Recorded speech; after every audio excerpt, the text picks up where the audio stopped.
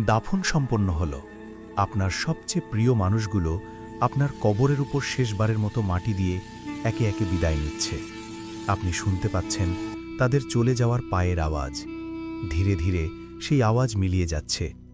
আপনি এখন এক অন্ধকার সংকীর্ণ গর্তে সম্পূর্ণ একা। চারিদিকে শুধু নিস্তব্ধতা আর ঘুটঘুটে অন্ধকার। এই নিস্তব্ধতাই হল কবরের প্রথম রাতের শুরু। রাসূল সাল্লাল্লাহু আলাইহি ওয়াসাল্লাম বলেছেন, মানুষ যখন কবরে থাকে সে তার আত্মীয়দের চলে যাওয়ার জুতার আওয়াজও শুনতে পায়। আপনি যখন একা হয়ে যাবেন তখন এই মাটির ঘর আপনাকে সম্ভাষণ জানাবে, কিন্তু সেই সম্ভাষণ হবে খুব কঠিন। প্রতিটি মানুষকে কবরের চাপের সম্মুখীন হতে হবে। মাটি আপনাকে এমনভাবে দুই দিক থেকে চাপ দেবে যে একজনের পাঁজরের হাড় অন্য পাশে ঢুকে যাবে। নেককার বান্দাদের জন্য এই চাপ হবে মায়ের কোলের মতো মমতাময়, আর গুনাহগারদের জন্য তা হবে অসহ্য যন্ত্রণাদায়ক। এই অন্ধকার ঘরে পালানোর কোনো পথ নেই, চিৎকার শোনার কেউ নেই। ঠিক সেই মুহূর্তে হঠাৎ আপনার সামনে হাজির হবে নীল কালো রঙের ভয়ঙ্কর দর্শন দুই ফেরেশতা, মুনকার এবং নাকির। তাদের চোখ হবে আগুনের মতো জ্বলজ্বলে এবং কণ্ঠস্বর হবে মেঘের গর্জনের মতো।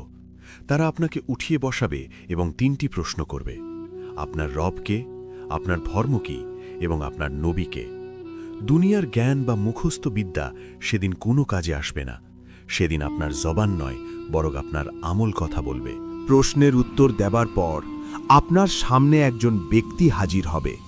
যদি আপনি দুনিয়াতে নেক কাজ করে থাকেন তবে অত্যন্ত সুন্দর এবং সুগন্ধযুক্ত একজন মানুষ আপনার সামনে আসবে এবং বলবে, আমি তোমার বন্ধু, আমি তোমার নেক আমল। আর যদি আপনার কাজ মন্দ হয় তবে এক বিভৎস চেহারার দুর্গন্ধময় ব্যক্তি আপনার পাশে এসে বসবে। সে হবে আপনার বদ আমল। বন্ধুরা, কবরের এই একাকিত্ব থেকে বাঁচতে নেক আমলের কোনো বিকল্প নেই। ভিডিওটি যদি আপনার হৃদয় ছুঁয়ে যায় এবং পরকাল নিয়ে আপনাকে সচেতন করে, তবে এখনই আমাদের চ্যানেলটি সাবস্ক্রাইব করুন।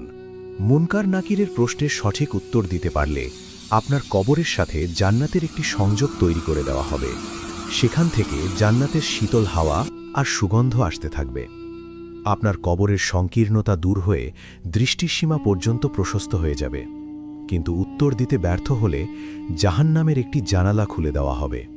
সেখান থেকে আগুনের উত্তাপ আর বিষাক্ত সাপ বিচ্ছু আপনার উপর চড়াও হবে। কিয়ামত পর্যন্ত সেই আযাব চলতেই থাকবে। আমরা আজ দুনিয়ার মোহে পড়ে সেই অন্ধকার ঘরের কথা ভুলে গিয়েছি, অথচ এই কবরের রাতই হলো আমাদের আসল গন্তব্য। একদিন আমাদের সবাইকে এই পরিস্থিতির মুখোমুখি হতে হবে। এখনো সময় আছে, আমরা যেন আমাদের আমলগুলো শুধরে নিই, আল্লাহর কাছে তওবা করি। আল্লাহ যেন আমাদের কবরের প্রথম রাতকে নূর দিয়ে আলোকিত করে দেন এবং আমাদের আযাব থেকে মুক্তি দেন। আমিন।